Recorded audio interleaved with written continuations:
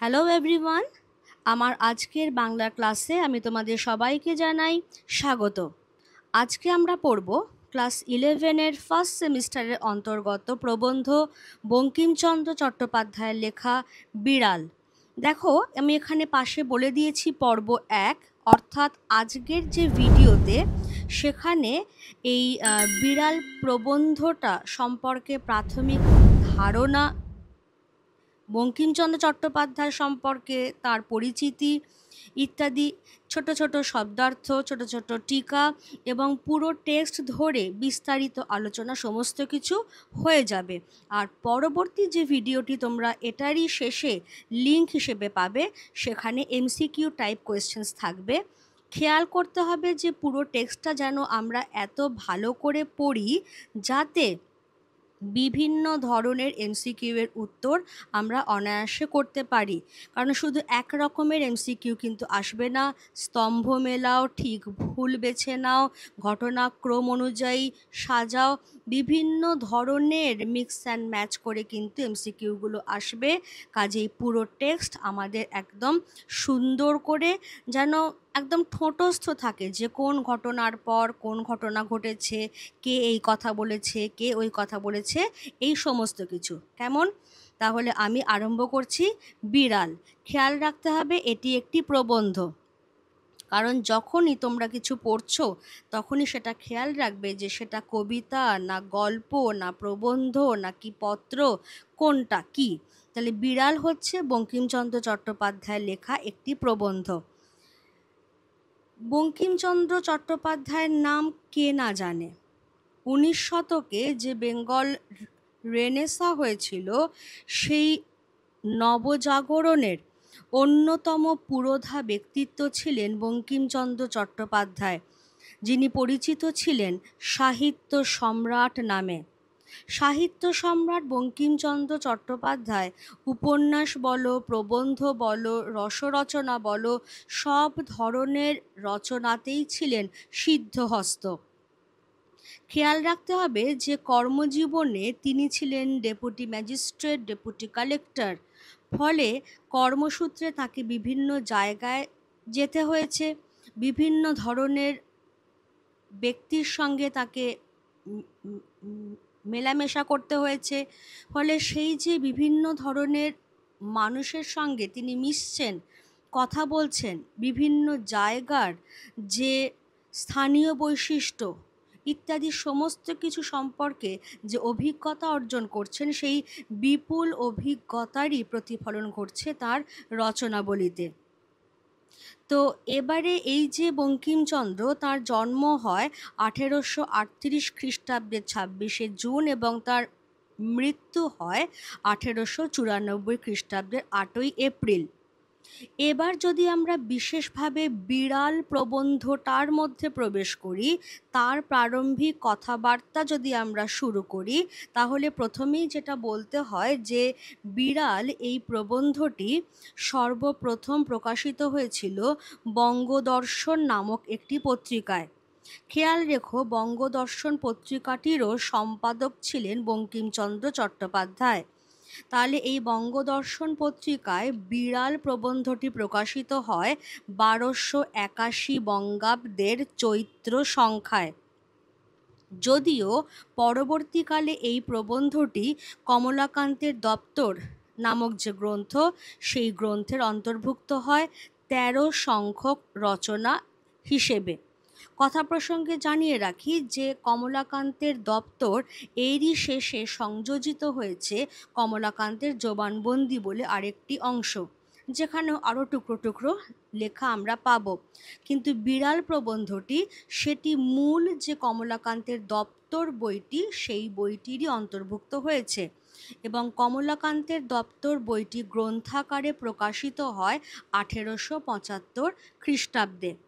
তেমন অনেকেই বলে থাকেন যে এই কমলাকান্তের দপ্তর রচনার পিছনে যে ইংরেজি সাহিত্যিকের রচনার বিশেষ অবদান ছিল, তিনি হচ্ছেন টমাস ডি কুইন্সি। তাঁর লেখা confessions of an English opium eater, এরই দ্বারা প্রভাবিত হয়ে বঙ্কিমচন্দ্র চট্টোপাধ্যায় রচনা করলেন কমলাকান্তের দপ্তর। খেয়াল রাখতে হবে যে এই যে বিড়াল নামক প্রবন্ধটি, এটি স্যাটায়ার ধর্মী। স্যাটায়ার ধর্মী রচনা আমরা কোনগুলোকে বলি? যেগুলো হচ্ছে বিদ্রূপাত্মক রসরচনা, অর্থাৎ সেগুলোর মধ্যে হাসি, মজা, ঠাট্টা, তামাশা সবই থাকবে, কিন্তু বিদ্রূপের চাবুকের আঘাতে আমাদের মনে করিয়ে দেওয়া হবে সমাজের আসল সত্যটা কী, যেটা আমরা হয়তো দেখেও দেখি না বা বুঝেও বুঝি না, সেইগুলোই আমাদের চোখে ধরিয়ে দেয় এই স্যাটায়ার ধর্মী রচনা। যেমন এখানেও বিড়াল এবং কমলাকান্তের কথোপকথনের মধ্যে দিয়ে এই সত্যিটাই উঠে আসছে যে সমাজে ধন বন্টনের অসাম্য রয়েছে, অর্থাৎ যাবতীয় ধন সম্পদ কুক্ষিগত করে রেখেছেন সমাজের ধনী ব্যক্তিরা, সমাজের উচ্চবর্গের মানুষ যারা তারা, এবং যারা দরিদ্র তারা না খেতে পেয়ে ক্ষুধার জ্বালাতেই হয় চুরি করে বা বিপথে যায়, বিভিন্ন রকম অপরাধমূলক কাজকর্মে তারা যুক্ত হয়ে পড়ে। তখন তাদের ভাগ্যে জোটে তিরস্কার, প্রহার, শাস্তি, বিভিন্ন রকম কিছু। কিন্তু আসল দোষী চোর নয়, আসল দোষী হচ্ছে যে ধনী ব্যক্তি কৃপণ, যার অঢেল থাকা সত্ত্বেও সে দরিদ্রদের কিছুই দেয় না, সেই কৃপণ ধনীই হচ্ছে আসল দোষী। ফলে এই যে সমাজে উচ্চবর্গের মানুষ এবং নিম্নবর্গের মানুষের মধ্যে যে এই যে প্রভেদ, এই যে সামাজিক ধনবন্টনের যে অসাম্য, সেটাই বঙ্কিমচন্দ্র তুলে ধরেছেন তার বিড়াল নামক প্রবন্ধটির মধ্যে দিয়ে। মনে রেখো যে কমলাকান্তের দপ্তরে শুধু এই একটাই প্রবন্ধ নেই, আরও অনেক প্রবন্ধই আছে, যেগুলো সবকটাই কমলাকান্ত চক্রবর্তী নামক ব্যক্তির কথা হয়ে উঠছে। এই কমলাকান্ত আসলে কে? কমলাকান্ত আসলে এখানে বঙ্কিমচন্দ্রেরই আত্মপ্রতিফলন। কারণ বঙ্কিমচন্দ্র তিনি নিজে সরকারি চাকুরিজীবী মানুষ, তিনি ডেপুটি কালেক্টর, ডেপুটি ম্যাজিস্ট্রেটও বটে। ফলে তার পক্ষে সরাসরি অনেক কথা বলা সম্ভব নয়, আর সেই জন্যই তিনি এমন একজন চরিত্র সৃষ্টি করছেন যে চরিত্রটি আফিংয়ের নেশায় বুঁদ হয়ে থাকে। যখন সে আফিং খায় না তখন সে উচ্চবর্গের প্রতিনিধি, আর যখন সে আফিং খায় তখন সে যেন দিব্য কর্ণে অনেক কথা শুনতে পায়, দিব্য চক্ষে অনেক কিছু দেখতে পায়, যা সাধারণভাবে, যেটা আমি এক্ষুনি বললাম, আমরা হয়তো দেখেও দেখি না বা শুনেও শুনি না। তখন সেই দিব্য কর্ণে শোনা বা দিব্য চক্ষে দেখা ঘটনাবলী উঠে আসে কমলাকান্তের দপ্তরে, কমলাকান্তের মুখ থেকে আমরা সেগুলো শুনতে পাই। আমি সেজন্য এখানে বলেই দিয়েছি যে এই কমলাকান্ত সমাজের উচ্চবর্গের প্রতিনিধি, যিনি সকল প্রকার সুযোগ সুবিধার সদ্ব্যবহারকারী, আর বিড়াল সমাজের নিম্নবর্গের প্রতিনিধি, যে সকল প্রকার প্রাপ্য সুযোগ আর অধিকার থেকে বঞ্চিত, খেতে না পেয়েই যে চুরি করে এবং চুরি করবার ফলে সে তিরস্কৃত হয়, লাঞ্ছিত হয়, মারও খেয়ে থাকে। সামাজিক ধনবন্টনের অসাম্যই যে এই যাবতীয় অন্যায়ের মূল, এবং তার বিরুদ্ধেই বঙ্কিমচন্দ্র রচনা করছেন বিদ্রূপাত্মক রঙ্গরচনা বিড়াল। ঠিক আছে, তাহলে আমরা শুরু করতে চলেছি স্যাটায়ার ধর্মী এই রচনার পাঠ। কি বলা হচ্ছে এখানে? আমি শয়নগৃহে চারপাইয়ের উপর বসিয়া হুঁকা হাতে ঝিমাইতেছিলাম। একটু মিটমিট করিয়া ক্ষুদ্র আলো জ্বলিতেছে, দেয়ালের উপর চঞ্চল ছায়া প্রেতবৎ নাচিতেছে। আহার প্রস্তুত হয় নাই, এজন্য হুঁকা হাতে নিমীলিত লোচনে আমি ভাবিতেছিলাম যে আমি যদি নেপোলিয়ন হইতাম তবে ওয়াটারলু জিতিতে পারিতাম কি না। এমতো সময় একটি ক্ষুদ্র শব্দ হইল, মেয়াও। চাহিয়া দেখিলাম, হঠাৎ কিছু বুঝিতে পারিলাম না। প্রথমে মনে হইল ওয়েলিংটন হঠাৎ বিড়ালত্বপ্রাপ্ত হইয়া আমার নিকট আফিং ভিক্ষা করিতে আসিয়াছে। প্রথম উদ্যমে পাষাণবৎ কঠিন হইয়া বলিব মনে করিলাম যে ডিউক মহাশয়কে ইতিপূর্বে যথোচিত পুরস্কার দেওয়া গিয়াছে, এক্ষণে আর অতিরিক্ত পুরস্কার দেওয়া যাইতে পারে না। বিশেষ অপরিমিত লোভ ভালো নহে। ডিউক বলিল, মেয়াও। আচ্ছা, কতগুলো জিনিস আমরা এবার একটু খেয়াল করে নিই। সেটা হচ্ছে চারপাই বলতে কি বোঝায়? চারপাই বলতে বোঝায় চার পাওয়ালা খাট বা খাটিয়া। এখানে আমরা বুঝে নেব যে চার পায়া বিশিষ্ট চৌকি ধরনের তক্তাপোষ যাকে আমরা বলি, তার ওপরে বসে, তাহলে কমলাকান্ত চক্রবর্তী তিনি নসিরাম বাবু বলে একজন রয়েছেন, তার বাড়িতে কমলাকান্ত চক্রবর্তী থাকেন। এবার শয়নগৃহে শোবার ঘরে সেই চারপাইয়ের ওপর বসে বসে কমলাকান্ত আফিং খেয়ে ঝিমোচ্ছেন, হুঁকো হাতে ঝিমোচ্ছেন। হুঁকো কি ব্যাপার? হুঁকো হচ্ছে তামাকের ধূমপানের জন্য নলযুক্ত নারকেলের খোলের পাত্র বিশেষ। অর্থাৎ তোমরা আগেকার দিনের সিনেমা ইত্যাদিতে দেখে থাকবে যে এই ধরনের হুঁকো ব্যবহার করা হতো, যার তলার দিকটা নারকেলের খোল দিয়ে তৈরি, সেখানে জল ভরা থাকতো, তার ওপর দিকে একটা ডান্ডা মতো রয়েছে, সেখানেই বেসিক্যালি তামাকটা ভরা থাকবে, এবং তারও ওপরে একটা ছোট্ট মতো পাত্র রাখা থাকবে যেখানে আগুন জাতীয় কিছু দেওয়া থাকবে, সে কয়লার আগুন হতে পারে বা কিছু হতে পারে। এর ফলে তামাকটা যে পুড়ছে এবং সেই তামাকটাই সেবন করছেন তারা, ওই যে হুঁকোর তলায় যে পাত্রটা রয়েছে সেখান থেকে একটা নল বেরিয়ে আছে, সেটা দিয়ে গুড়ুক গুড়ুক করে টানতে টানতে তারা ওই তামাকটা সেবন করছেন। এবার কমলাকান্ত তাহলে কি করছেন? তিনি তার শোবার ঘরে চারপাইয়ের ওপর বসে আফিং খেয়ে ঝিমোচ্ছেন, হুঁকো হাতে। প্রায়ান্ধকার সেই ঘরে একটা ছোট্ট মাত্র আলো মিটমিট করে জ্বলছে, সেটা টেমির আলো হতে পারে, লম্ফ হতে পারে। যে আলোটা কাঁপছে এবং দেওয়ালের ওপর যখন সেই আলোটার ছায়া পড়ছে, সেই আলোর কাঁপন দেখে মনে হচ্ছে যেন কোনো প্রেতাত্মার নৃত্য বুঝিবা। এবার সেই রকম অবস্থায় আহার তখনও তৈরি হয়নি। কমলাকান্ত তখন কল্পনায় বুঁদ হয়ে আছেন। তিনি নিজেকে ভাবছেন ফরাসি সম্রাট নেপোলিয়ান বোনাপার্ট, এবং ভাবছেন যে যদি তিনি নেপোলিয়ান বোনাপার্ট হতেন তাহলে ওয়াটারলুর যুদ্ধ জয় করতে পারতেন কি না। এমন সময় হঠাৎ খুব কাছেই একটা আওয়াজ হলো, খুব মৃদু একটা আওয়াজ হলো, মিয়াও, একটা বিড়ালের ডাক। তো প্রথমটা কমলাকান্ত ঠিক ব্যাপারটা বুঝতে পারলেন না যে কি হলো। প্রথমটায় তার মনে হলো যে ডিউক অফ ওয়েলিংটন, অর্থাৎ যিনি ওয়াটারলুর যুদ্ধ জয় করবার মূল কাণ্ডারি, সেই ডিউক অফ ওয়েলিংটনই হয়তো বিড়াল হয়ে গিয়ে কমলাকান্তের কাছে এসেছেন আফিং ভিক্ষে চাইতে। কমলাকান্ত সাধারণত দেখবে যারা নেশা ইত্যাদি করে থাকে তারা সচরাচর নেশার দ্রব্য খুব একটা যে বিলিয়ে বেড়ায় তা কিন্তু নয়।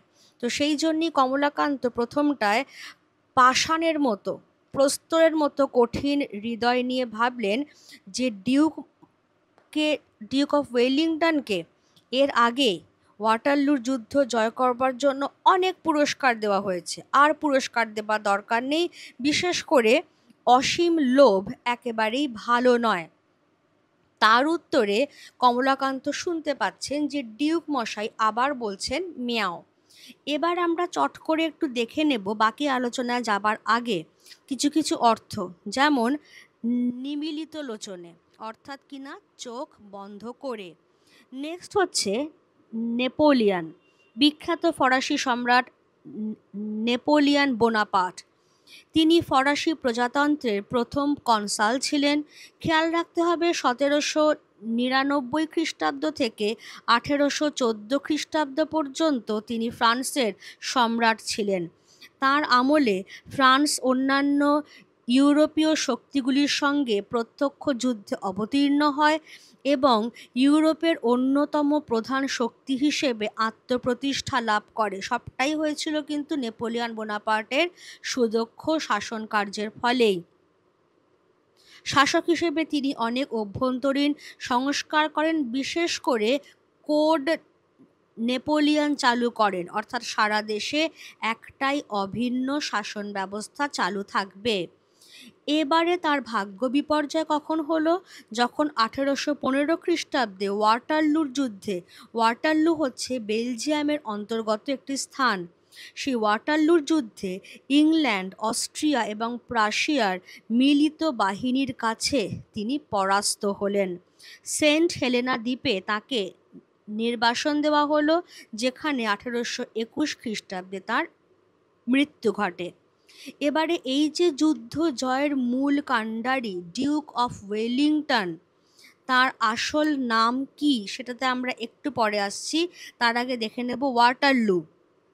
আমি যেটা একটু আগেই বললাম যে বেলজিয়ামের অন্তর্গত এই জায়গাটি বিখ্যাত হয়েই আছে 1815 খ্রিস্টাব্দে ওয়াটারলুর যুদ্ধের জন্য, যেখানে একদিকে লড়ছেন ফরাসি সম্রাট নেপোলিয়ন বোনাপার্ট এবং অন্যদিকে লড়ছে ইংল্যান্ড, অস্ট্রিয়া, প্রাশিয়ার সম্মিলিত বাহিনী, যে বাহিনীর সেনাধ্যক্ষ রয়েছেন ডিউক অফ ওয়েলিংটন। এবার ডিউক অফ ওয়েলিংটন, তার নাম, পুরো নাম হচ্ছে আর্থার ওয়েলেসলি, তাকেই বলা হচ্ছে ডিউক অফ ওয়েলিংটন। তিনি 1808 সালে পেনিনসুলার যুদ্ধে ব্রিটিশ, স্প্যানিশ এবং পর্তুগিজ সম্মিলিত বাহিনীর নেতৃত্ব দিয়ে ফরাসি বাহিনীকে পরাস্ত করেন এবং তারপরেই 1815 সালে ওয়াটারলুর যুদ্ধে পরাস্ত করেন ফরাসি সম্রাট নেপোলিয়ন বোনাপার্টকে। ক্লিয়ার সবার কাছে? এবারে চলে এসো আফিং ব্যাপারটা কি। আফিং জিনিসটা হচ্ছে যে আফিম বা আফিম ফলের বীজ থেকে তৈরি হওয়া এক জাতীয় নেশার দ্রব্য। পোস্তদানা থেকেও এই আফিম তৈরি করা যায়। তাহলে কমলাকান্ত প্রত্যেক দিনই সন্ধেবেলায় এই আফিংয়ের নেশায় বুঁদ হয়ে থাকেন এবং এই রকমই এক সন্ধেবেলায় যখন অনেকটাই সন্ধেটা গড়িয়ে প্রায় রাতের দিকে যাব করছে, রাতের খাবার তখনও তৈরি হয়নি, কমলাকান্ত তখন আফিংয়ের নেশায় বুঁদ হয়ে ভাবছেন যে তিনি যদি ফরাসি সম্রাট নেপোলিয়ন বোনাপার্ট হতেন তাহলে ওয়াটারলু যুদ্ধ তিনি জিততে পারতেন কি না। এমন সময় বিড়ালের ম্যাও ডাকে তার প্রথমটায় কিছু বুঝে উঠতে পারছেন না, তারপরে ভাবছেন যে ডিউক অফ ওয়েলিংটনই বোধহয় বিড়াল হয়ে তার কাছে আফিং ভিক্ষে চাইতে এসেছে। তিনি তখন ভাবলেন যে না, ডিউককে তো এত পুরস্কার দেওয়া চলে না, অনেক পুরস্কার ডিউক মশাই এর আগেই পেয়েছেন, বিশেষ করে অসীম লোভ একেবারেই ভালো নয়। তো এই সমস্ত কথা যখন ভাবছেন কমলাকান্ত, তখন তিনি শুনতে পাচ্ছেন যে ডিউক মশাই আবার বলছেন ম্যাও। তখন চক্ষু চাহিয়া ভালো করিয়া দেখিলাম যে ওয়েলিংটন নহে, একটি ক্ষুদ্র মার্জার। মার্জার কথাটির অর্থ হচ্ছে বিড়াল। ঠিক আছে, আমরা পরবর্তীকালে দেখব যে আসলে এ কিন্তু একজন মাদি বিড়াল, অর্থাৎ মার্জারি, যাকে কমলাকান্ত পরবর্তীকালে বলছেন মার্জার সুন্দরী। ঠিক আছে, একটি ক্ষুদ্র মার্জার প্রসন্ন আমার জন্য যে দুগ্ধ রাখিয়া গিয়াছিল তাহা নিঃশেষ করিয়া উদরসাৎ করিয়াছে। আমি তখন ওয়াটারলুর মাঠে ব্যূহ রচনায় ব্যস্ত। একটু খেয়াল রাখবে এই ব্যূহ রচনা বিষয়টা। ব্যূহ মানেটা যেটা, সেটা হচ্ছে যে যুদ্ধ জয়ের জন্য বিশেষ কৌশলে যে সৈন্য সাজানো হয় সেটা কি বলা হয়? ব্যূহ। অত দেখি নাই। এক্ষণে মার্জার সুন্দরী নির্জল দুগ্ধপানে পরিতৃপ্ত হইয়া আপন মনের সুখ এ জগতে প্রকটিত করিবার অভিপ্রায়ে অতি মধুর স্বরে বলিতেছেন ম্যাও। বলিতে পারি না, বুঝি তাহার ভিতর একটু ব্যঙ্গ ছিল। বুঝি মার্জার মনে মনে হাসিয়া আমার পানে চাহিয়া ভাবিতেছিল, কেহ মরে বিল ছেঁচে, কেহ খায় কই। বুঝি সে ম্যাও শব্দে একটু মন বুঝিবার অভিপ্রায় ছিল। বুঝি বিড়ালের মনের ভাব, তোমার দুধ তো খাইয়া বসিয়া আছি, এখন বলো কি। তাহলে দ্বিতীয়বার যখন তিনি ম্যাও ডাকটা শুনলেন, তখন ভালো করে তাকিয়ে দেখলেন যে না, তিনি ওয়াটারলুর যুদ্ধক্ষেত্রে নেই, তিনি নেপোলিয়ন বোনাপার্টও নন, এবং তার সামনে কোনো ডিউক অফ ওয়েলিংটনও নেই, বরং একটি ছোট্ট বিড়াল। সে কি করেছে? প্রসন্ন গোয়ালিনী কমলাকান্তের জন্য যে দুধ রেখে দিয়ে গিয়েছিল, সেই দুধটা সে পুরোটা খেয়ে নিয়েছে। উদরসাৎ করা মানে হচ্ছে খেয়ে নেওয়া।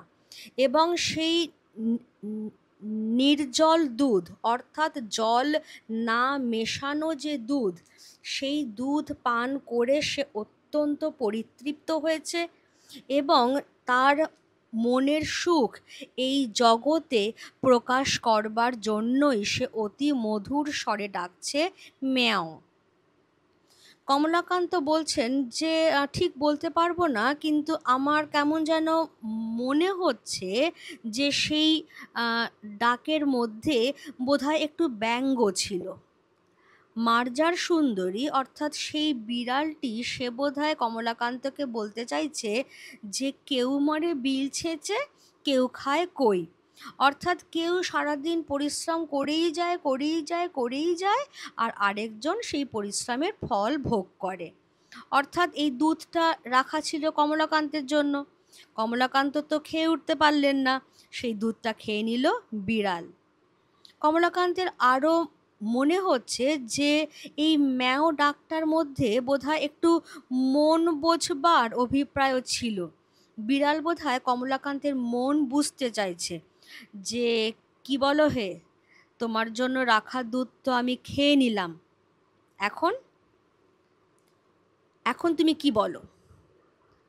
বলি কি, আমি তো ঠিক করিতে পারিলাম না। দুধ আমার বাপেরও নয়, দুধ মঙ্গলার, দুহিয়াছে প্রসন্ন, অতএব সে দুগ্ধে আমারও যে অধিকার, বিড়ালেরও তাই।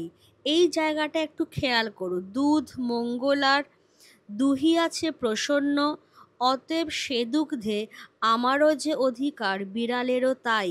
অর্থাৎ এইখানেই বঙ্কিমচন্দ্রের সেই সাম্যবাদী মানসিকতার প্রকাশ ঘটছে। অর্থাৎ বিড়াল যে বলছে তোমার জন্য রাখা দুধ তো আমি খেয়ে ফেললাম, এখন তুমি কি বলবে। কমলাকান্ত ভাবছেন তাই তো, কি বলি, কারণ দুধ তো আমার বাপের নয়, আমার ব্যক্তিগত সম্পত্তি তো সেটা নয়। দুধ হচ্ছে মঙ্গলা নামক গাভীটির, সেই দুধ দুইয়েছে প্রসন্ন গোয়ালিনী।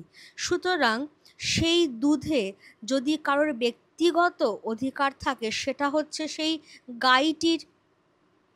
এখন এই দুধ যখন এখানে দোয়া অবস্থায় রাখা রয়েছে, সেই দুধে আমারও যে অধিকার, বিড়ালেরও কিন্তু সেই একই অধিকার। সুতরাং রাগ করিতে পারি না। তবে চিরাগত একটি প্রথা আছে, যে অর্থাৎ চিরাচরিত একটা প্রথা আছে, চিরকাল ধরে চলে আসা যে প্রথা বা যে নিয়ম, বিড়ালে দুধ খাইয়া গেলে তাহাকে তাড়াইয়া মারিতে যাইতে হয়। আমি যে সেই চিরাগত প্রথার অবমাননা করিয়া মনুষ্যকুলে কুলাঙ্গার স্বরূপ পরিচিত হইব, ইহাও বাঞ্ছনীয় নহে। কি জানি এই মার্জারি যদি স্বজাতিমণ্ডলে কমলাকান্তকে কাপুরুষ বলিয়া উপহাস করে, অতএব পুরুষের ন্যায় আচরণ করাই বিধেয়। ইহা স্থির করিয়া সকাতর চিত্তে হস্ত হইতে হুঁকা নামাইয়া অনেক অনুসন্ধানে এক ভগ্ন যষ্টি আবিষ্কৃত করিয়া সগর্বে মার্জারি প্রতি ধাবমান হইলাম। তাহলে কমলাকান্ত পরিষ্কার বুঝতে পারছেন যে বিড়ালের ওপর রাগ তো করা চলে না, কারণ দুধ তার বাপের সম্পত্তি নয়, ব্যক্তিগত মালিকানা নেই তার। দুধ মঙ্গলা নামক গাভীর দুইয়েছে প্রসন্ন, দুইয়ে এনে সে এ ঘরে রেখেছে।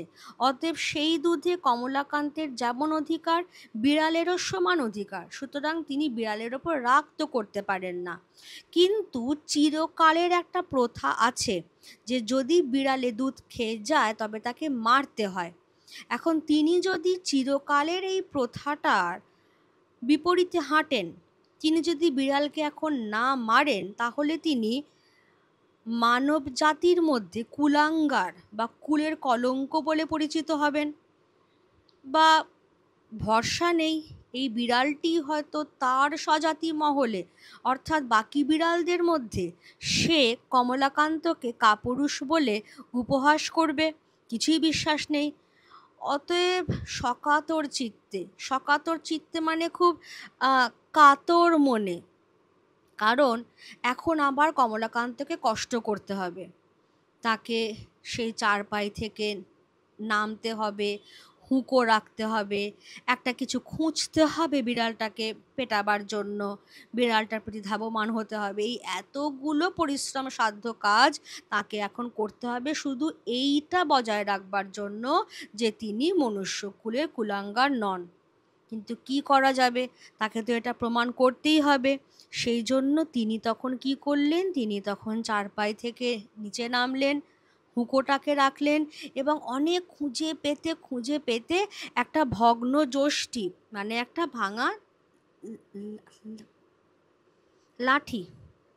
ভাঙা লাঠি নিয়ে তিনি সগর্বে মার্জারির দিকে ধাবিত হলেন। দেখো এখানে আবার লেখক বলে দিচ্ছেন মার্জারি, এটাই খেয়াল রাখতে হবে যে এটি কিন্তু একটি মেয়ে বিড়াল।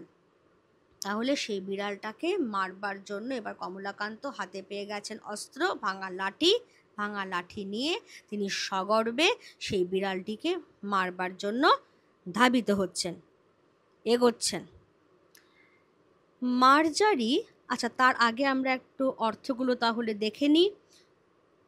উদরসৎ মানে আমরা দেখে নিলাম খেয়ে নেওয়া, বুহ মানে হচ্ছে যুদ্ধের জন্য, যেটা আমি একটু আগেই বললাম, যুদ্ধ জয়ের জন্য বিশেষ কৌশলে সৈন্য সাজানো। মার্জার মানে হচ্ছে বিড়াল, যষ্টি মানে হচ্ছে লাঠি। মার্জারি কমলাকান্তকে চিনিত, সে যষ্টি দেখিয়া বিশেষ ভীত হওয়ার কোনো লক্ষণ প্রকাশ করিল না, কেবল আমার মুখপানে চাহিয়া হাই তুলিয়া একটু সরিয়া বসিল, বলিল ম্যাও।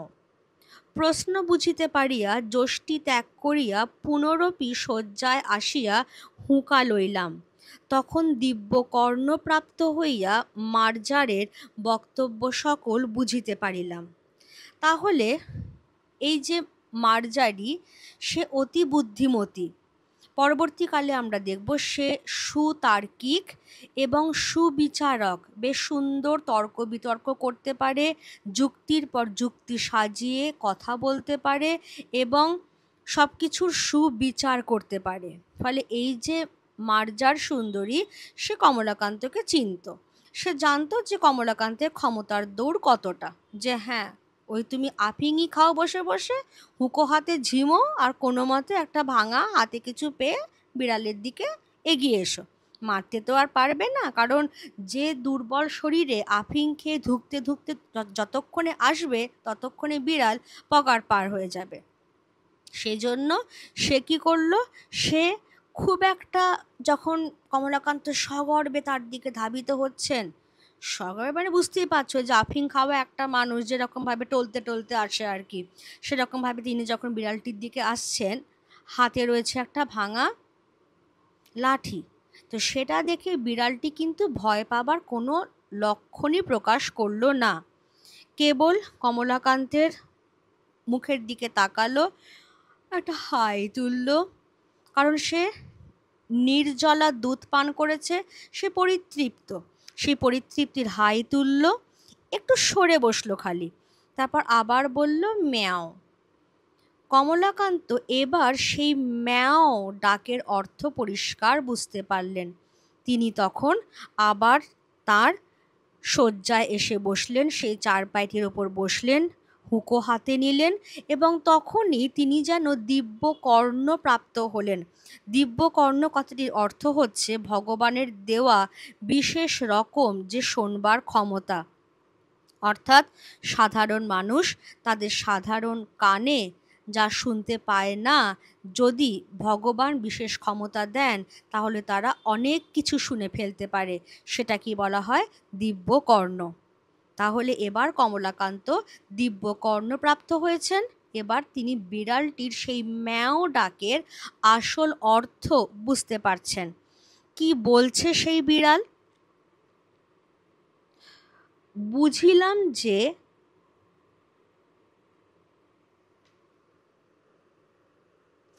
বুঝিলাম যে বিড়াল বলিতেছে, মারপিট কেন? স্থির হইয়া হুঁকা হাতে করিয়া একটু বিচার করিয়া দেখো দেখি, এ সংসারে ক্ষীর সর দুগ্ধ দধি মৎস্য মাংস সকলই তোমরা খাইবে, আমরা কিছু পাইব না কেন? তোমরা মনুষ্য, আমরা বিড়াল, প্রভেদ কি? তোমাদের খুত পিপাসা আছে, আমাদের কি নাই? তোমরা খাও, আমাদের আপত্তি নাই, কিন্তু আমরা খাইলেই তোমরা কোন শাস্ত্রানুসারে ঠ্যাঙা লাঠি লইয়া মা- মারিতে আইসো, তাহা আমি বহু অনুসন্ধানে পাইলাম না। তোমরা আমার কাছে কিছু উপদেশ গ্রহণ করো। বিজ্ঞ চতুষ্পদের কাছে শিক্ষালাভ ব্যতীত তোমাদের জ্ঞানোন্নতির উপায়ান্তর দেখি না। তোমাদের বিদ্যালয় সকল দেখিয়া আমার বোধ হয় তোমরা এতদিনে এ কথাটি বুঝিতে পারিয়াছ। তাহলে দিব্যকর্ণ প্রাপ্ত হয়ে কমলাকান্ত বুঝতে পারছেন যে বিড়াল ঠিক কী বলতে চায়। কি বলতে চায় বিড়াল? সে এটাই বলতে চায় যে মারামারি কেন? মারামারি করে কি লাভ?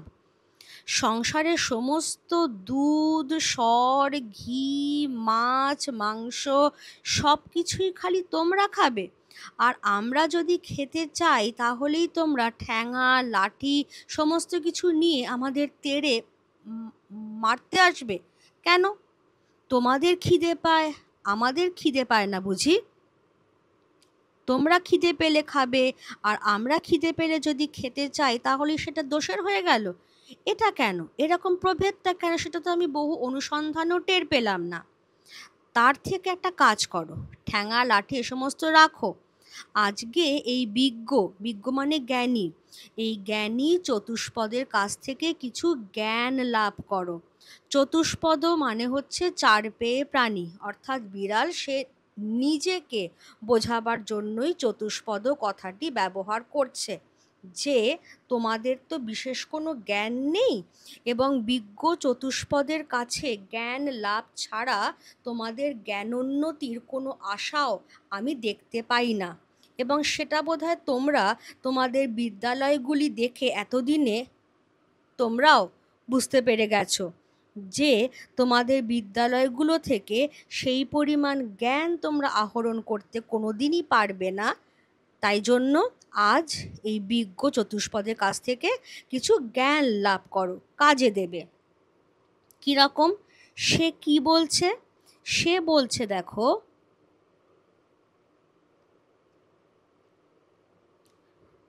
দেখো শয্যাশায়ী মনুষ্য, ধর্ম কি? পরোপকারী পরম ধর্ম। এই দুগ্ধটুকু পান করিয়া আমার পরম উপকার হইয়াছে। একটু আমরা খেয়াল করে নেব যে ধর্ম কি। বিড়াল ধর্ম বলতে বোঝাচ্ছে যে পরের উপকার করাই হচ্ছে পরম ধর্ম। কেমন তো? এই দুগ্ধটুকু পান করিয়া আমার পরম উপকার হইয়াছে। তোমার আহরিত দুগ্ধে এই পরোপকার সিদ্ধ হইল, অতএব তুমি সেই পরম ধর্মের ফলভাগী। আমি চুরি করি আর যাই করি, আমি তোমার ধর্ম সঞ্চয়ের মূলীভূত কারণ। মূলীভূত কথাটার অর্থ হচ্ছে আসল, আসল কারণ। অতএব আমাকে প্রহার না করিয়া আমার প্রশংসা করো, আমি তোমার ধর্মের সহায়। দেখো, আমি চোর বটে, কিন্তু আমি কি সাধ করিয়া চোর হইয়াছি? খাইতে পাইলে কে চোর হয়? দেখো, যাহারা বড় বড় সাধু চোরের নামে শিহরিয়া উঠেন, তাহারা অনেক চোর অপেক্ষাও অধার্মিক। তাহাদের চুরি করিবার প্রয়োজন নাই বলিয়াই চুরি করেন না, কিন্তু তাহাদের প্রয়োজনাতীত ধন থাকিতেও চোরের প্রতি যে মুখ তুলিয়া চাহেন না, ইহাতেই চোরে চুরি করে। অধর্ম চোরের নহে, চোরে যে চুরি করে সে অধর্ম কৃপণ ধনীর। চোর দোষী বটে, কিন্তু কৃপণ ধনী তদপেক্ষা শতগুণে দোষী। চোরের দণ্ড হয়, চুরির মূল যে কৃপণ তাহার দণ্ড হয় না কেন? তাহলে প্রথমেই সেই বিজ্ঞ চতুষ্পদ প্রাণীটি কমলাকান্তকে কি বলছেন? বলছেন যে দেখো, শয্যাশায়ী মানুষ, তুমি তো শয্যাতেই শুয়ে আছো, তাই তুমি শয্যাশায়ী। ধর্ম বলতে কি বোঝায়? পরের উপকারই হচ্ছে ধর্ম। এখন তোমার জন্য আনা দুধটুকু খেয়ে আমার উপকার হয়েছে, তার মানে তুমি পরের উপকার করলে, কিছুটা পুণ্য হলো তোমার, ধর্ম সঞ্চয় করলে। তাহলে আমি কিন্তু তোমার ধর্ম সঞ্চয়ের আসল কারণ হলাম। এবার এই রকম অবস্থায় তোমার আমাকে প্রশংসা করা উচিত, আমাকে মারা উচিত নয়। এরপর সে বুঝিয়ে বলছে, এবারে একটা জিনিস ঠান্ডা মাথায় ভেবে দেখো দেখি, যে চোরে চুরি করে কখন? যখন সে খেতে পায় না। যদি সে খেতে পেত তাহলে কি সে চুরি করত? হ্যাঁ, চোর দোষী, নিশ্চয়ই দোষী, কিন্তু তার চেয়েও শতগুণে বেশি দোষী হচ্ছে কৃপণ ধনী ব্যক্তি, যে সে। যারা চোরের নাম শুনলে শিউরে ওঠেন, তাদের চুরি করবার দরকার হয় না বলেই তারা চুরি করেন না, কিন্তু তারা চোরের দিকে একবার মুখ তুলেও তাকান না। মানছি তাদের চুরি করবার দরকার নেই, এত প্রচুর ধনসম্পদ আছে, কিন্তু তাহলে সেই ধনসম্পদ থেকে যদি কিঞ্চিত মাত্র সেই তথাকথিত চোর নামক ব্যক্তিটিকে দেওয়া হয়, তাহলে সে কি কোনোদিন চুরি করবে? করবে না। অথচ সেই ধনী ব্যক্তি যার চুরি করবার প্রয়োজন নেই, তার প্রয়োজনের অতিরিক্ত ধনটুকুও সে কিন্তু দরিদ্র ব্যক্তির মধ্যে দান করে না। আর সেই জন্যেই সমাজে দারিদ্র্যের সৃষ্টি হয়, দরিদ্র ব্যক্তির সৃষ্টি হয়, এবং সেই দরিদ্র ব্যক্তি খেতে না পেয়েই তখন চুরির আশ্রয় নেয়। সুতরাং চোর দোষী, নিশ্চয়ই দোষী, কিন্তু তার চেয়েও শত গুণে দোষী হচ্ছে কৃপণ ধনী যে। কাজেই চোরের যদি দণ্ড হয়, চুরি করবার জন্য যে দণ্ড তার পাওনা হয়, তাহলে যে কৃপণ ধনী সেও কিন্তু দণ্ড ভোগ করবার অধিকারী, তাকেও দণ্ড পেতে হবে, যে তার প্রয়োজনের অতিরিক্ত ধন থাকা সত্ত্বেও সে সেটাকে কেন দরিদ্র ব্যক্তির মধ্যে দান করে দেয়নি। বিড়াল আরও বলছে, দেখো, আমি প্রাচীরে প্রাচীরে ম্যাও ম্যাও করিয়া বেড়াই, কেহ আমাকে মাছের কাঁটা খানাও ফেলিয়া দেয় না। খেয়াল করো, সে কিন্তু মাছ চাইছে না, মাছের কাঁটা। মাছের কাঁটা, পাতের ভাত নর্দমায় ফেলিয়া দেয়, জলে ফেলিয়া দেয়, তথাপি আমাকে ডাকিয়া দেয় না। তোমাদের পেট ভরা, আমার পেটের ক্ষুধা কি প্রকারে জানিবে? হায়, দরিদ্রের জন্য ব্যথিত হইলে তোমাদের কি কিছু অগৌরব আছে? আমার মতো দরিদ্রের ব্যথায় ব্যথিত হওয়া লজ্জার কথা সন্দেহ নাই। যে কখনো অন্ধকে মুষ্টি ভিক্ষা দেয় না, সেও একটা বড় রাজা। ফাঁপড়ে পড়িলে রাত্রে ঘুমায় না। সকলেই পরের ব্যথায় ব্যথিত হইতে রাজি, তবে ছোট লোকের দুঃখে কাতর, ছি, কে হইবে? তাহলে বিড়াল আরও বলছে, তার নিজের শোচনীয় অবস্থাটা সে ব্যক্ত করছে। সে বলছে যে সে সারাদিন এই পাঁচিল থেকে সেই পাঁচিল, সেই পাঁচিল থেকে ওই পাঁচিল ম্যাও ম্যাও করে খিদের জ্বালায় ডেকে ডেকে বেড়ায়, কিন্তু কেউ তাকে ডেকে মাছের কাঁটা খানাও দেয় না। মাছের কাঁটাই বলো, পাতের ভাতই বলো, তারা নর্দমায় ফেলে দেবে, তবু বিড়ালকে ডেকে দেবে না। এই রকম অবস্থায় যাদের পেট ভরা, তারা যাদের পেট ভরা নয় তাদের কষ্টটা কি করে বুঝবে? হ্যাঁ, দরিদ্র ব্যক্তির কষ্ট বোঝার মধ্যে একটা কি বলবো, গৌরবহীনতার ব্যাপার রয়েছে। সেটা এক প্রকার লজ্জা বলতে পারো, যে হ্যাঁ, গরিবের দুঃখ আমি বুঝি। কিন্তু বলা হচ্ছে যে যে রাজা, যে হয়তো অন্ধ ব্যক্তিকে এক মুষ্টি ভিক্ষাও দেয় না, সেও যদি কখনো ফাঁপড়ে পড়ে, বিপদে পড়ে, সেও তাহলে রাত্রিবেলা ঘুমোতে পারে না। পরের ব্যথাকে সে তখন উপলব্ধি করে। তাহলে পরের ব্যথা অন্য যে কোনো লোকের ব্যথাকেও আমি বুঝতে রাজি, কিন্তু দরিদ্র লোকের ব্যথা বা ছোট লোকের ব্যথা সেটা তো আমি বুঝবো না।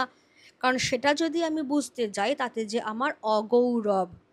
তাহলে এই রকম অবস্থায় বিড়াল বলছে যে যে ব্যক্তি দরিদ্র, যার পেট খালি, যার পেটে ক্ষুধার অগ্নি জ্বলছে, তার সেই দুরবস্থা, তার সেই দুঃখ দুর্দশা ভরা পেট মানুষটা কি করে বুঝবে? আর বোঝে না বলেই তারা পাতের ভাত, মাছের কাঁটা সমস্ত কিছু নর্দমায় ফেলে দেয়, তবু বিড়ালকে ডেকে দেয় না।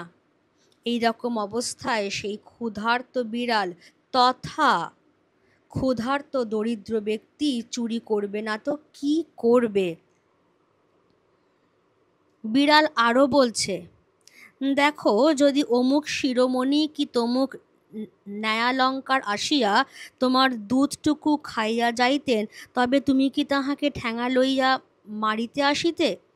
বরং জোড়হাত করিয়া বলিতে, আর একটু কি আনিয়া দিব? তবে আমার বেলায় লাঠি কেন? তুমি বলিবে, তাহারা অতি পণ্ডিত, বড় মান্য লোক। পণ্ডিত বা মান্য বলিয়া কি আমার অপেক্ষা তাহাদের ক্ষুধা বেশি? তা তো নয়। তেলা মাথায় তেল দেওয়া মনুষ্য জাতির রোগ। দরিদ্রের ক্ষুধা কেহ বুঝে না। যে খাইতে বলিলে বিরক্ত হয় তাহার জন্য ভোজের আয়োজন করো, আর যে ক্ষুধার জ্বালায় বিনা আহ্বানেই তোমার অন্ন খাইয়া ফেলে, চোর বলিয়া তাহার দণ্ড করো। ছি ছি। তাহলে বিড়াল আরও বলছে যে একে তো ছোট লোকের কষ্ট, তথাকথিত ছোট লোক যাদের বলো তোমরা, যারা দরিদ্র ব্যক্তি, তাদের কষ্ট বোঝার মধ্যে তোমাদের এক ধরনের অগৌরব রয়েছে, এক ধরনের লজ্জা বোধ করো তোমরা। সে আরও বলছে যে ধরো এখন যদি তোমার বাড়িতে কোনো তর্কালঙ্কার পণ্ডিত মশাই কি ন্যায় চূড়ামণি আসতেন এবং এসে দুধটা খেতেন, তুমি কি তাকে ঠ্যাঙা নিয়ে মারতে যেতে? কখনো না। বরং তুমি তাকে হাত জোড় করে বলতে, আরেকটু কি এনে দেব, আরেকটু কি খাবেন? এইটাই হচ্ছে মনুষ্য জাতির স্বভাব, অর্থাৎ কিনা তেলা মাথায় তেল দেওয়া। কিন্তু এমনটা তো নয় যে তাদের খিদেটা আমার থেকে বেশি। খিদে যখন পায় তখন তারও যেরকম খিদে পায় আমারও সেই একই রকম খিদে পায়। তাহলে আমি যখন খিদের জ্বালায় ছটফট করছি, দরিদ্র ব্যক্তি যখন খিদের জ্বালায় ছটফট করছে, তখন তোমরা সেদিকে ফিরেও তাকাচ্ছ না। আর যে লোকটা খেতে চায় না তাকে ঠুসে ঠুসে দিচ্ছ যে আরেকটু খাও না বাবু, আরেকটু খাও না বাবা, এরকম করে তাকে জোর করে করে খাওয়াচ্ছ। আর যে লোকটাকে তোমরা খেতে একবারও সাধছ তো নাই, বরং যে ক্ষুধার জ্বালায় তোমার খাবার চুরি করে খাচ্ছে, বাধ্য হচ্ছে চুরি করতে, তাকে তুমি কিনা মারতে যাচ্ছ। এ কী ধরনের অন্যায় কথা! ছি ছি। বিড়াল আরও বলছে, দেখো, আমাদিগের দশা দেখো। প্রাচীরে প্রাচীরে, প্রাঙ্গণে প্রাঙ্গণে, প্রাসাদে প্রাসাদে ম্যাও ম্যাও করিয়া আমরা চারিদিক দৃষ্টি করিতেছি, কেহ আমাদিগকে মাছের কাঁটাখানা ফেলিয়া দেয় না। যদি কেহ তোমাদের সোহাগের বিড়াল হইতে পারিল, গৃহমার্জার হইয়া বৃদ্ধের নিকট যুবতী ভার্যার সহোদর, বা মূর্খ ধনীর কাছে শতরঞ্জ খেলোয়াড়ের স্থানীয় হইয়া থাকিতে পারিল, তবেই তাহার পুষ্টি। তাহার লেজ ফুলে, গায়ের লোম হয়, এবং তাহাদের রূপের ছটা দেখিয়া অনেক মার্জার কবি হইয়া পড়ে। আর আমাদিগের দশা দেখো, আহারা ভাবে উদর কৃশ, অস্থি পরিদৃশ্যমান, লাঙ্গুল বিনত, দাঁত বাহির হইয়াছে, জিহ্বা ঝুলিয়া পড়িয়াছে, অবিরত আহারা ভাবে ডাকিতেছি ম্যাও ম্যাও, খাইতে পাই না। আমাদের কালো চামড়া দেখিয়া ঘৃণা করিও না, এ পৃথিবীর মৎস্য মাংসে আমাদের কিছু অধিকার আছে, খাইতে দাও, নহিলে চুরি করিব। আমাদের কৃষ্ণচর্ম, শুষ্ক মুখ, ক্ষীণ সকরুণ ম্যাও ম্যাও শুনিয়া তোমাদিগের কি দুঃখ হয় না? চোরের দণ্ড আছে, নির্দয়তার কি দণ্ড নাই? দরিদ্রের আহার সংগ্রহের দণ্ড আছে, ধনীর কার্পণ্যের দণ্ড নাই কেন? তুমি কমলাকান্ত, দূরদর্শী, কেননা আফিংখোর, তুমিও কি দেখিতে পাও না যে ধনীর দোষেই দরিদ্র চোর হয়? 500 দরিদ্রকে বঞ্চিত করিয়া একজনে 500 লোকের আহার্য সংগ্রহ করিবে কেন? যদি করিল, তবে সে তাহার খাইয়া যাহা বাহিয়া পড়ে তাহা দরিদ্রকে দিবে না কেন?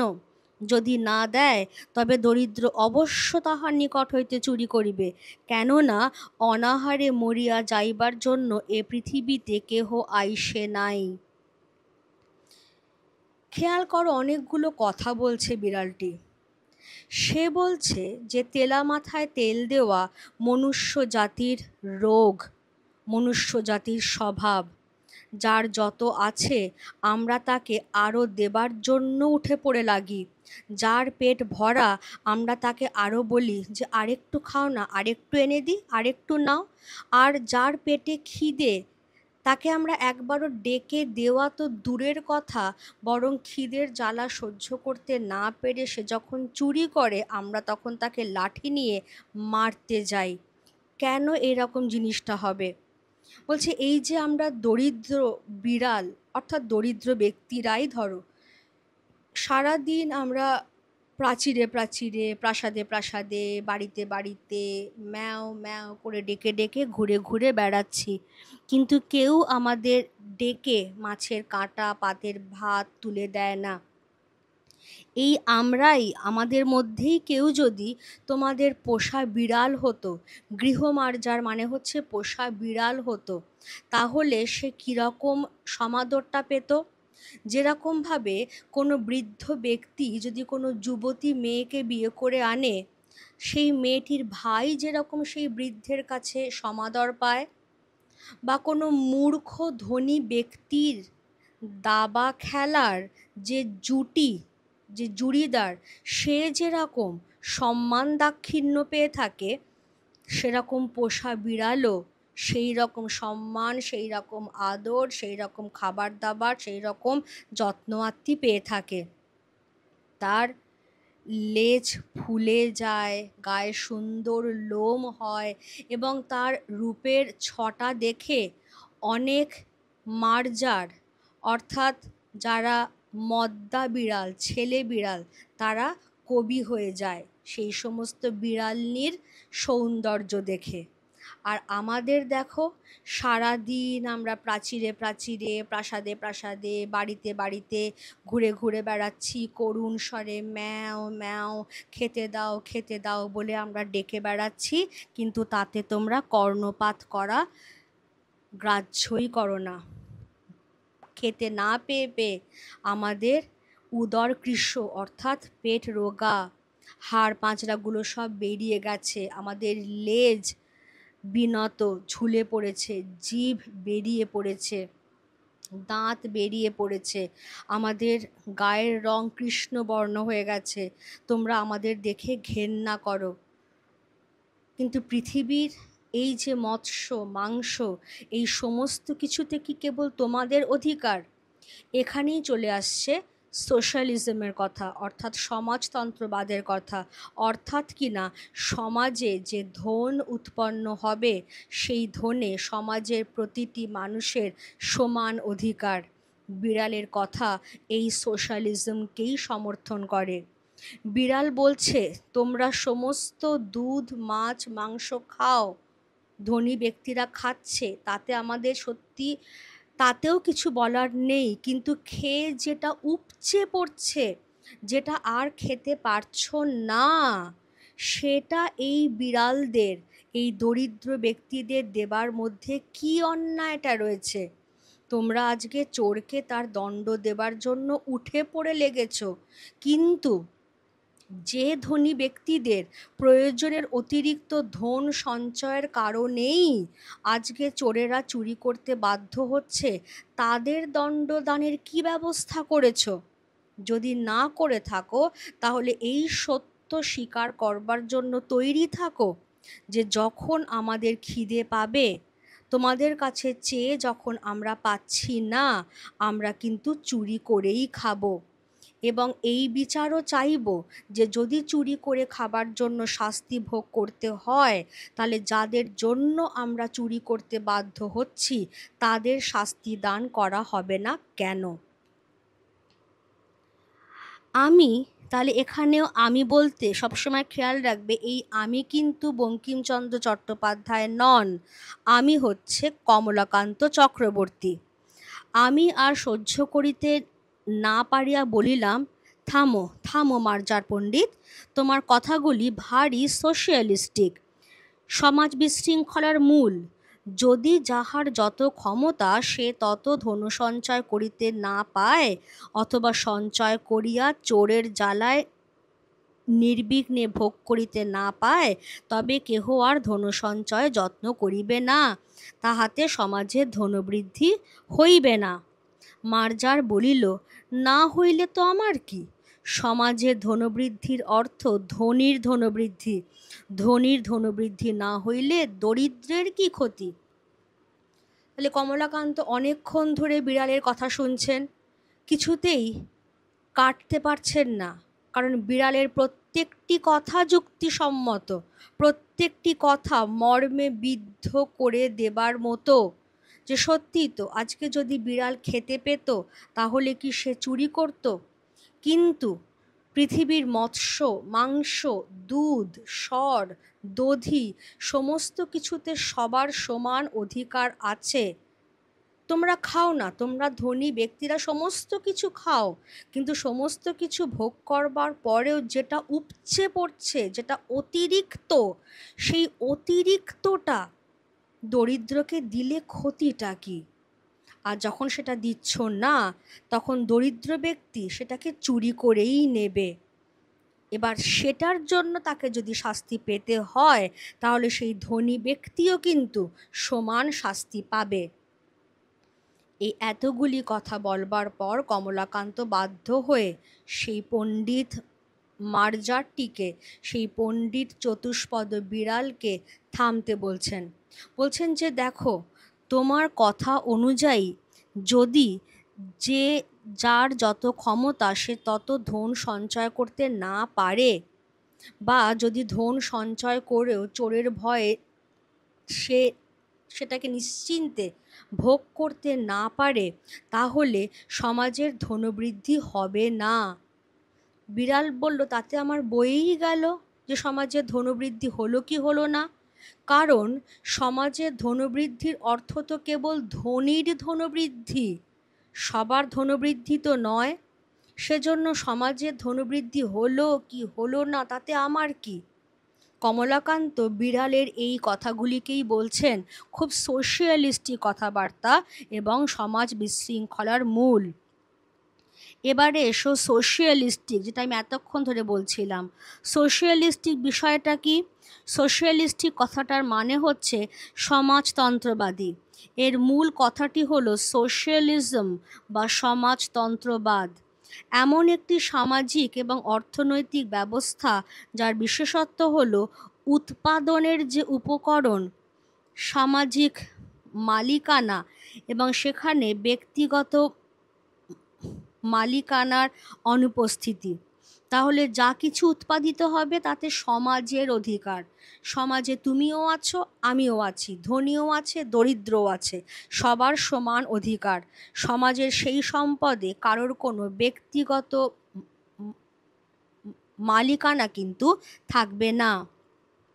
এই ব্যবস্থায় জাতীয় আয় বন্টনের মূল নীতিটাই হলো প্রত্যেকে তার নিজের যোগ্যতা অনুযায়ী কাজ করবে এবং সেই মতো পারিশ্রমিক পাবে। অর্থাৎ তোমার যেটুকু ক্ষমতা তুমি সমাজকে সেই অনুযায়ী শ্রম দান করবে, সমাজ তার বিনিময়ে তোমার শ্রমের মূল্য চোকাবে। সুতরাং সমাজে যে ধন উৎপন্ন হচ্ছে, সামাজিক সেই উৎপাদনে সমাজের লোকেদের সমান অধিকার, কারোর ব্যক্তিগত মালিকানা সেখানে খাটে না। আর সেই জন্যেই কমলাকান্ত যখন বিড়ালকে বলতে চাইছেন যে তোমার কথা অনুযায়ী এবার যদি ধনী ব্যক্তিরা ধন সঞ্চয় করতে উদ্যোগী না হন বা চোরের উৎপাতের ভয়ে সেই ধন তারা নিশ্চিন্তে ভোগ করতে না পারেন, তাহলে সমাজে তো ধন বৃদ্ধিই হবে না।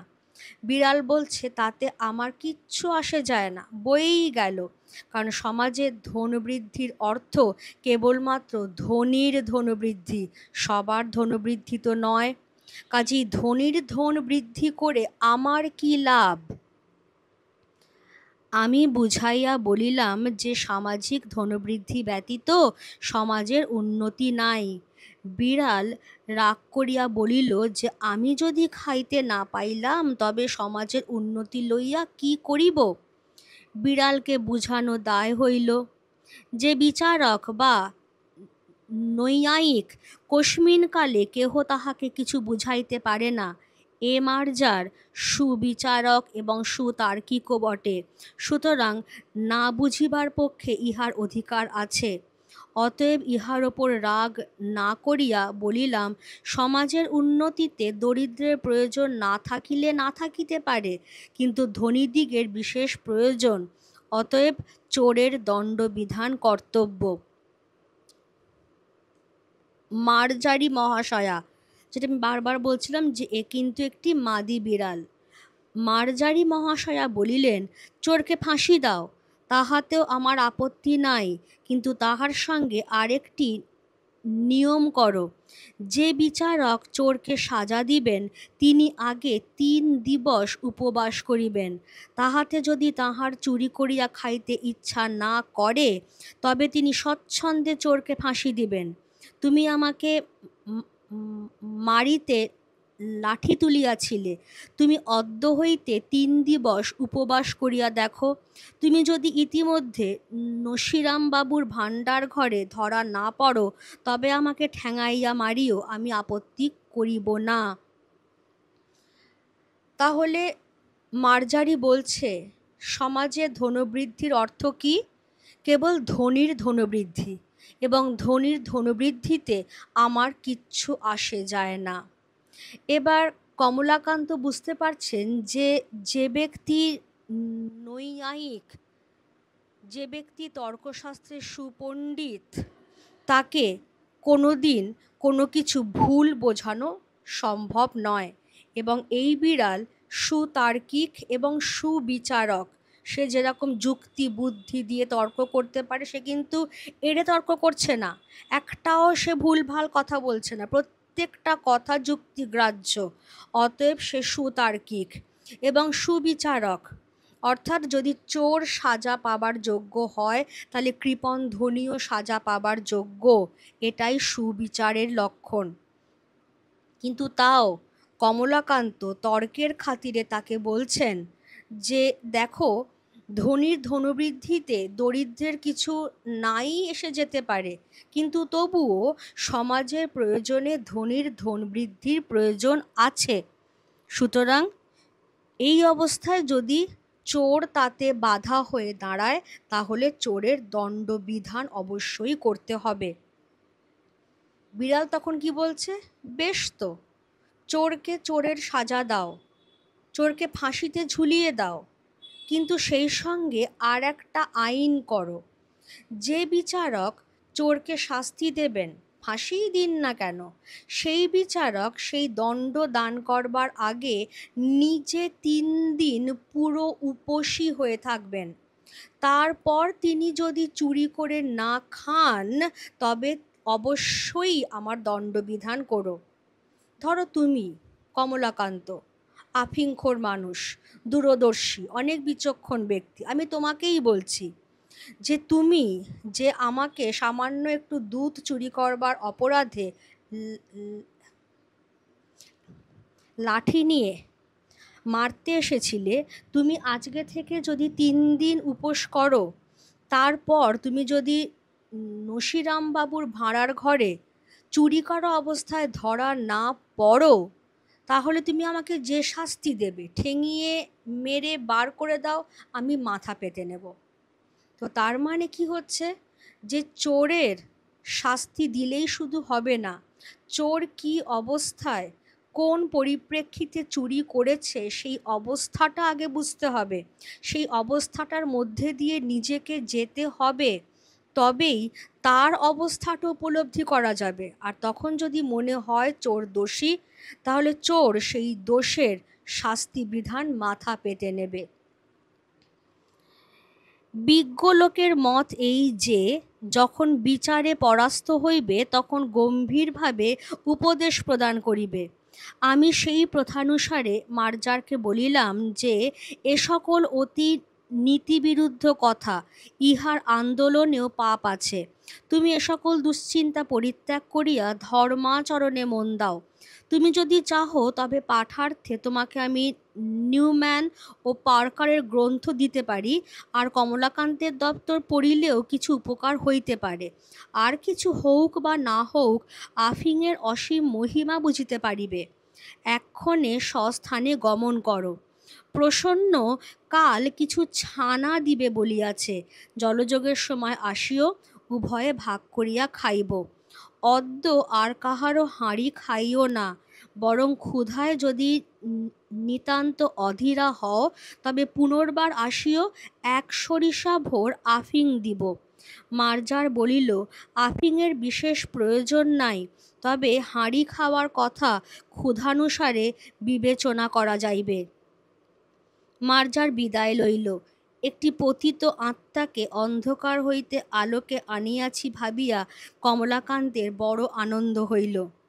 তাহলে যখন বিড়ালটি বলছে যে চোরকে শাস্তি দেবার আগে নিজে তার জায়গায় থাকো, নিজে তার পরিস্থিতিটা উপলব্ধি করো, যে কোন অবস্থায় কোন দায়ে পড়ে সে চুরি করতে বাধ্য হয়েছে, তারপরে যদি মনে করো যে হ্যাঁ এই চোর দণ্ড দান করবার উপযুক্ত, দণ্ড পাবার উপযুক্ত, তবে যে দণ্ড তোমরা দেবে সেই দণ্ড চোর বা আমরা বিড়াল মাথা পেতে নেব। কমলাকান্ত যুক্তিতে পরাস্ত হচ্ছেন তার কাছে, কিন্তু তিনি যে যুক্তিতে হেরে যাচ্ছেন সেটা না দেখিয়ে তিনি কি বলছেন, তিনি বলছেন যে বড় বড় পণ্ডিত ব্যক্তিরা তারা উপদেশ দিয়ে গেছেন যে যখন কারোর সঙ্গে তর্কে পারবে না তখন তাকে উপদেশ দান করবে। তো আমিও এর সঙ্গে তর্কে তো পেরে উঠছি না, সেই জন্য আমি তাকে গম্ভীরভাবে কি বললাম, আমি তাকে গম্ভীরভাবে বললাম যে দেখো, এ সমস্ত কথা নীতিশাস্ত্র বিরোধী, এ সমস্ত কথা বলা পাপ। তুমি এ সমস্ত খারাপ খারাপ চিন্তা, চুরি করা, তোমাকে খেতে না দিয়ে তুমি চুরি করে খাবে, এ সমস্ত কথা মন থেকে একদম দূর করে দাও। তুমি বরঞ্চ আজকে থেকে একটু ধর্মকর্মে মন দাও। যদি বলো তাহলে তোমার পাঠ করবার জন্য আমি নিউম্যান বা পার্কারের বই তোমাকে দিতে পারি, আমি এদের সম্পর্কে পরে আলোচনায় আসছি। বা যদি চাও কমলাকান্তের দপ্তর বইটা পড়েও দেখতে পারো। কমলাকান্তের দপ্তর পড়লে আর কিছু না হোক আফিংয়ের অসীম মহিমাটা তুমি বুঝতে পারবে। এখন একটা কাজ করো, এখন তুমি নিজের জায়গায় যাও। প্রসন্ন গোয়ালিনী বলেছে কালকে সকালে জলযোগের সময় কিছু ছানা এনে দেবে, তুমি ওই সময় এসো, দুজনে ভাগ করে খাবো।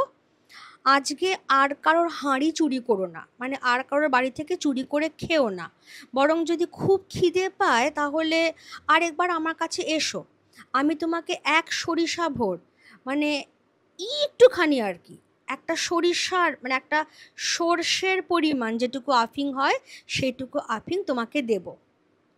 মার্জার বলল যে তোমার আফিংয়ে আমার কোনো আগ্রহ নেই, আর হাঁড়ি চুরি করে খাবার কথা যে বারণ করছো না, সেটা খিদে অনুযায়ী বিবেচনা করে দেখব। যদি খিদে না পায় চুরি করব না, যদি খিদে পায় চুরি করেই খাবো। কারণ সোজা সাপটা কথা সে আগেই বলে দিয়েছে যে তোমরা তো আর চাইলে দেবে না, তোমাদের প্রয়োজন মিটেও যা অতিরিক্ত থাকছে তাও তোমরা দেবে না, তাহলে চুরি করা ছাড়া আমাদের কাছেই বা আর কি উপায় আছে? সেজন্য তোমার আফিং তুমিই রাখো।